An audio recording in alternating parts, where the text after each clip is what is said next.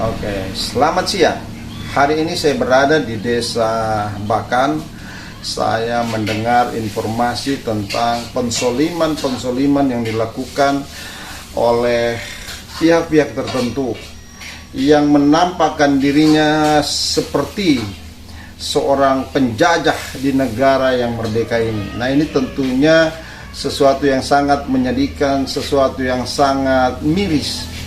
Apakah memang masih ada penjajah di negeri Indonesia? Mengapa warganya dijajah oleh bangsanya sendiri? Nah, ini sekelumit cerita dari beberapa orang yang mengalami kriminalisasi, pensoliman. Nah, seperti apa ceritanya? Sebelum Anda mendengarkan informasi, jangan lupa berikan subscribe, tekan tombol lonceng. Oke, selamat siang Bung Wandi dengan Bung siapa? Ibdal. Nah, saya bertemu dengan Bung Wandi dengan Bung Ibdal. Nah, Pak Wandi, saya ingin tanyakan dulu pertama, bagaimana sebenarnya cerita kemudian bahwa Pak Wandi juga ada dalam kelompok yang kira-kira sempat ditangkap atau bagaimana? Dari 30 orang kemudian menyisahkan 5 orang. Bagaimana Pak ceritanya Pak Wandi? Ceritanya karena saya salah satu pemilik lahan. Oh, pemilik lahan. Nah. Karena ingin berjuang juga untuk kepentingan banyak orang. Nah, sudah begitu kesian ya masyarakat banyak dulu yang mengatur rezeki di atas, Pak. Jadi bukan karena berjuang untuk karena kepentingan pribadi saja, Pak. Ya, karena kami ini kaum yang lemah. Jadi begitulah. Nggak tahu juga hukum sekarang tumpulnya di mana ini. Jadi kami pemilik lahan seakan-akan tidak ada lagi perhatian dari tidak bisa berkuasa di lahannya sendiri. Nah, Pak, bagaimana maksudnya yang 30 orang ini siapa-siapa aja waktu itu ditahan? Apakah semua pemilik lahan atau masyarakat atau apa gitu? Kalau 30 orang itu kan kami waktu itu kurang ditangkap, lebih ya? Kurang lebih.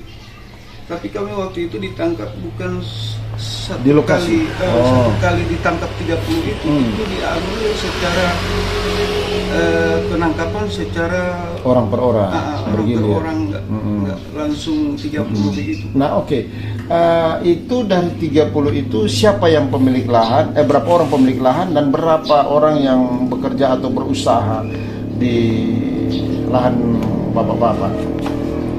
Itu waktu itu kan yang ditangkap sebenarnya adalah pemilik lahan. Yang sempat tertangkap itu pemilik lahan hanya saya sendiri, ini Pak Iqbal, baru Pak Sugito, sampai sekarang dia masih ada juga di dalam. Baru Mama Dede, Mama Dede, baru siapa? Ada berapa itu? Pak Doli juga. Pak Doli, juga. Ada kurang lebih 5 orang lah. Oke, Pak, yang ada pemilik lahan tetapi tidak ditahan itu siapa Pak? Ya, nggak tahu juga yang pemilik lahan yang nggak Pak ini, karena waktu itu kami ditangkapnya itu nggak bukan di lokasinya. Tapi Bapak ditahan di mana? Ditangkap itu di rumah atau di mana? Nah, waktu itu di lokasi. Oh, di lokasi sementara. Sempat mengunjungi, melihat orang bekerja gitu kan. Oke. Kalau Pak Iqbal, gimana ceritanya Pak Iqbal? Ya, seperti apa yang disampaikan oleh Kapolri, seperti itu kami ditangkap di lahan sendiri. Pak Iqbal juga ditahan waktu itu? Iya, oh sama-sama ya? Sama-sama dengan kawan. Berapa lama Pak Iqbal waktu itu ditahan? Berapa? 1 kali 24 jam. Oh, 1,4 jam. Tapi yang berapa bulan itu siapa? Cuman Ada 5 katanya.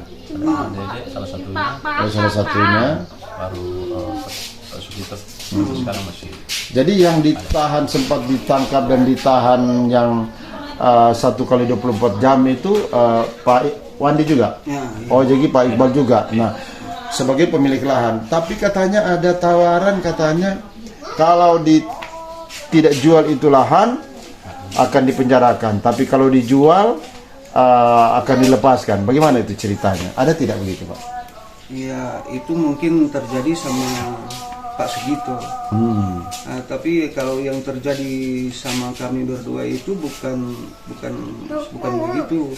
Tapi mereka hanya menginginkan pernyataan bahwa saya tidak bisa lagi membuka lahan saya untuk dijadikan tambang rakyat. Nah, jadi hanya itu pernyataan yang saya tanda tangani, Tangani kemudian lalu dibebaskan begitu. Kecuali berkebun. kecuali berkebun. Berkebun sendiri tapi berkebun. Jadi berkebun bisa, tetapi untuk tambang tidak boleh. Jadi lucu juga kalau Bapak punya terus Bapak tidak boleh berusaha di tanah sendiri. Oke. Nah, kemudian apakah ada tawaran-tawaran lain yang kemudian misalnya mungkin ada bujukan atau seperti apa kalau boleh jual Jo? Iya. Bayang. Oh, ada tawaran juga. Bagaimana tawaran itu orang lakukan waktu itu? Kalau boleh, Waktu itu setelah udah keluar dari penjara, kami dikunjungi pihak perusahaan untuk melakukan negosiasi. pembelian gitu. Nah, setelah saudara keluar dari penjara katanya ada upaya-upaya negosiasi dari perusahaan, seperti apa ceritanya? Ya, benar, Pak. Itu ada negosiasi dari pihak perusahaan, tapi negosiasi itu secara juga dengan sistem intimidasi. Olah harga lahan kami itu tidak ada nilai karena tidak sesuai juga dengan harganya. Oh, dipaksakan begitu untuk dibeli. Nah, berapa luas lahan dan berapa harga yang ditawarkan? Luas lahan itu 7.000 lebih. Jadi sekitar 7 hektar lah ya. 7.000 lebih. 70.000 lebih. Nah, kemudian harganya? Harganya itu ditawarkan itu 400 juta. Tapi oleh Pak Wandi berapa sebenarnya yang patut kira-kira kalaupun? Atau ada rencana jual atau tidak? Sebenarnya untuk rencana jual, Pak, di dalam hati saya ini tidak terbenak itu Untuk jual. Karena itu saya pikir kepentingan juga bagi masyarakat Dan masa depan. dan masa depan anak cucu kami. Jadi kami coba untuk sampai saat sekarang kami coba untuk bertahan. Nah, dan orang datang-datang atau nyanda untuk Iya. negosiasi itu? Datang-datang terus ya? Iya, Berapa kali kira-kira untuk sampai saat ini sejak ditahan? Itu Pak, bisa terhitung lagi. Oh, lebih dari 10 kali. Dengan tawaran ada apa harga yang dinaikkan sekian. Iya, ada juga, tapi Naik kecil-kecil. iya, naik perlahan. Dari mana? Pertama harga berapa, Pak? Sama harganya 400. Terus Naik lagi 500. Naik lagi 600. 6,5. Hanya begitu terus, Kak. saat ini.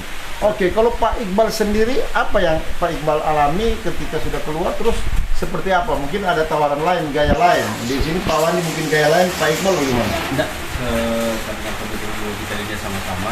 Jadi setiap tawaran itu kita lihat ada. Oh, selalu ada sama-sama dah. Jadi sesuai apa yang kawan jelaskan. Seperti itu. Oke, jadi kemudian apa yang didiskusikan terkait dengan rencana-rencana dalam rangka menghadapi masa-masa sulit seperti ini atas perusahaan? Gimana, Pak? Artinya masa-masa sulit setelah keluar dari persoalan dengan perusahaan ini, apa yang Bapak pikirkan sekarang ini? Ya, memikirkan tentang kehidupan bagaimana ke depannya. Sementara ini aktivitas utama belum ada. Nah, karena sementara kan masih dalam proses entah bagaimana, tapi untuk pertahanan kami itu sampai sekarang itu lahan belum terjual. Oke. Jadi artinya masih bisa hidup dengan apa tanpa perusahaan mau jual mau apa juga masih bisa hidup. Walaupun cuma mencari sedikit. Jadi ada usaha dagang, makanan dan beberapa usaha yang lain ya. Iya. Oke, Pak Wandi bagaimana lagi kira-kira setelah itu ada? Kalau buat saya Pak, ya, tolonglah dipikirkan rakyat itu, jangan hanya untuk memikirkan bagi pemerintah yang terkait di bidang ini, agar tolong perhatikan masyarakat kecil, karena kami mau juga mengikuti bagaimana prosedur pemerintah yang Memungkinkan rakyat bisa berusaha. Rakyat bisa berusaha. Kami siap ikut aturan bagaimanapun, tapi tolong agar diperhatikan juga bagaimana masyarakat bisa mencari nafkah di lahan sendiri, bukan karena merampas lahannya perusahaan. Oke. Oke, demikian sekelumit cerita rakyat Bakan, pemilik lahan, bagaimana mereka mengalami intimidasi, mereka mengalami pemenjaraan, mereka mengalami penzoliman dan kriminalisasi terkait dengan hak kepemilikan mereka sendiri. Nah, dari perbincangan mereka juga berharap bahwa pemerintah memberikan juga perlindungan hukum, memberikan rasa nyaman dan aman bagi mereka, dan memberikan kesempatan untuk berusaha di tanahnya sendiri, baik dalam bentuk tanaman olahan mereka maupun usaha tambang di mana potensi lahan mereka juga itu ada. Nah, seperti apa, apakah dalam bentuk tambang rakyat atau izin seperti apa, mereka berharap pemerintah memperhatikan bahwa mereka juga harus bisa memiliki hak yang sama, kesempatan yang sama untuk berusaha dengan segala potensi yang ada pada lahan mereka. Saya kira demikian. Saya Hendrik Teuru melaporkan dari Bakan. Semoga pemerintah memperhatikan keluhan rintihan hati masyarakatnya, masyarakat Indonesia, masyarakat Kota Mobagu, Bola Mongondo, khususnya masyarakat desa Bakan. Salam sehat. 3-3